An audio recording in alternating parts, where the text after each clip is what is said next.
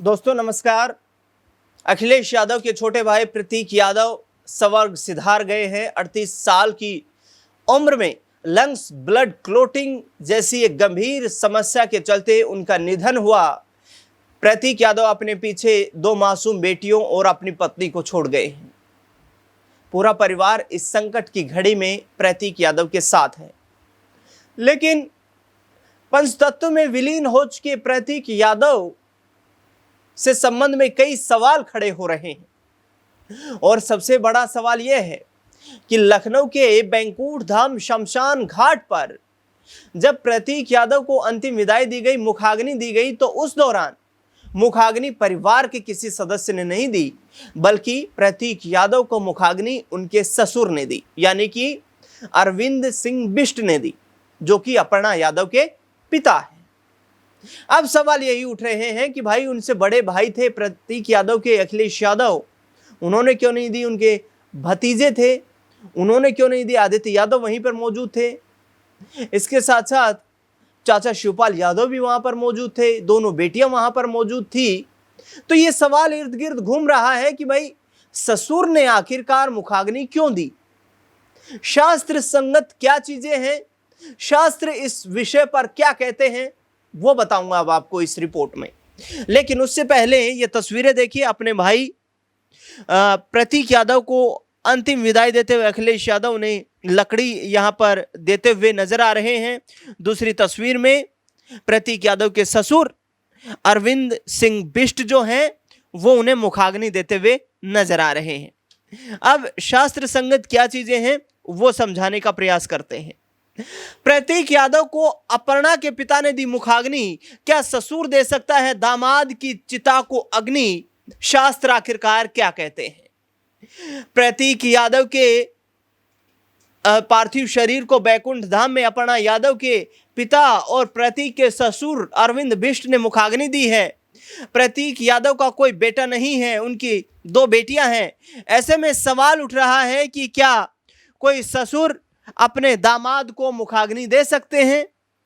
ससुर के जमाई की चिता को अग्नि देने के सवालों पर पुराणों में क्या लिखा है? क्या पुत्र न होने पर ससुर को दाह संस्कार करने का अधिकार है? ये सवाल उठ रहे हैं।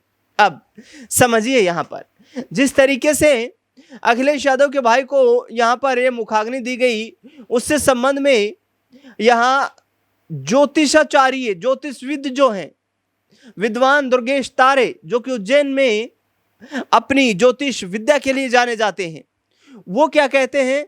दुर्गेश तारे का कहना है कि गरुड़ पुराण में विस्तार से अंतिम संस्कार, हिंदू रीतियों और संस्कारों के बारे में बताया गया है। गरुड़ पुराण के 14वें और 15वें अध्याय में अंतिम संस्कार और मुखाग्नि के अधिकार व विधि के बारे में बताया गया है। इसमें मुखाग्नि का सबसे पहला दायित्व पुत्र को होता है। अगर किसी का पुत्र है तो चिता को अग्नि देने का प्रथम अधिकार पुत्र को ही होता है। अगर पुत्र नहीं है या ज्यादा छोटा है तो पिता और भाई मुखाग्नि दे सकते हैं। तारे आगे बताते हैं, अगर किसी का पुत्र, भाई और पिता मौजूद नहीं है तो अन्य रक्त संबंधी भी मुखाग्नि दे सकते हैं। वहीं अगर महिला है तो पति दाग लगा सकता है। जहां तक बात प्रतीक यादव को ससुर के द्वारा दी गई मुखाग्नि की है, तो शास्त्रों के अनुसार अगर कोई रक्त संबंधी नहीं है तो ससुर भी दामाद को मुखाग्नि दे सकता है। ससुर को पिता का ही दर्जा प्राप्त है। ऐसे में अगर पिता दाग दे सकता है तो ससुर भी दे सकता है। हालांकि ससुर तभी चिता को अग्नि दे सकते हैं जब मृत का कोई रक्त संबंधी भतीजा, पौत्र भी मौजूद न हो। लिहाजा अरविंद बिष्ट ने दाह कर्म किया तो ये सही माना जा रहा है। इसके साथ ही तारे आगे कहते हैं कि सिर्फ ससुर ही नहीं बल्कि अंतिम समय में मुखाग्नि देने का अधिकार जो है वो ब्राह्मण को भी दिया गया है। अगर किसी के इनमें से कोई भी वहां पर मौजूद नहीं है तो एक शुद्ध ब्राह्मण भी दाह कर्म कर सकता है और शास्त्रों में उसे पूरी मान्यता दी गई है। अब सवाल ये उठता है कि क्या फिर बेटियों को अधिकार नहीं है? तारे बताते हैं कि गरुड़ पुराण में कहीं भी पुत्री को निषेध नहीं किया गया है। यानी कि पुत्री अग्नि दे सकती है, लेकिन संतान में सिर्फ पुत्र को संबोधित किया गया है और पुत्र को ही प्रथम अधिकारी बताया गया है। ऐसे में जिनके पुत्र नहीं हैं और पुत्रियां हैं, वो पुत्रियां दाह कर्म कर सकती हैं, तो इसमें कुछ भी गलत नहीं है और पुत्रियों को भी ये अधिकार माना जा सकता है। पुत्रियां श्राद्ध भी कर सकती हैं, उसी हिसाब से बेटियों को मुखाग्नि देने का अधिकार है, लेकिन ये तब है जब किसी के पुत्र ना हो।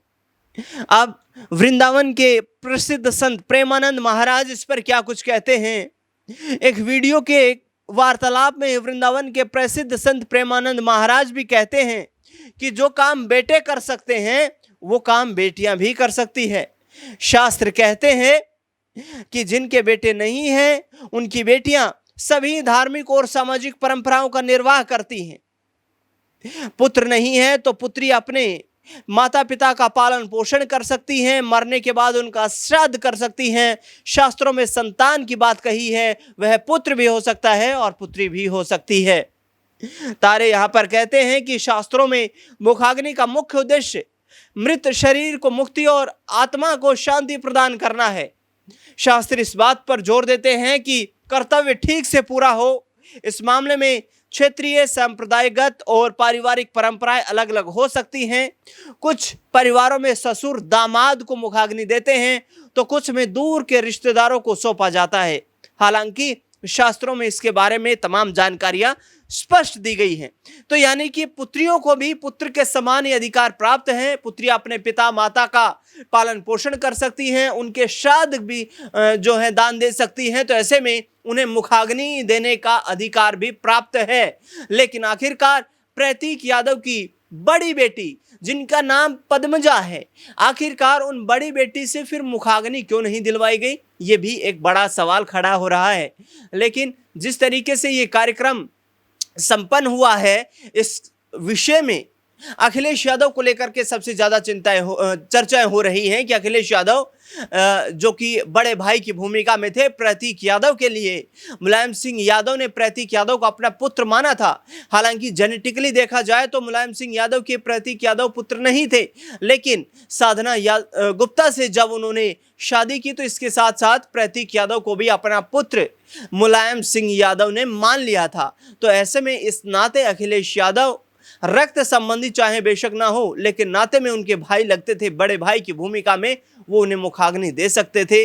लेकिन आखिरकार यहाँ पर अरविंद सिंह बिष्ट को तवज्जो जो दी गई है उसको लेकर के लगातार सवाल खड़े होते हुए नजर आ रहे हैं। आगे जैसे भी जो भी जानकारी सामने आती है इस विषय पर, वो जानकारी हम आप तक साझा करने का प्रयास जरूर करेंगे, लेकिन इस विषय पर अपनी राय देना बिल्कुल भी ना भूले। इस खास खबर में फिलहाल के लिए इतना ही। देश दुनिया से जुड़ी तमाम बड़ी खबरों के लिए लगातार बने रहे हमारे साथ। धन्यवाद।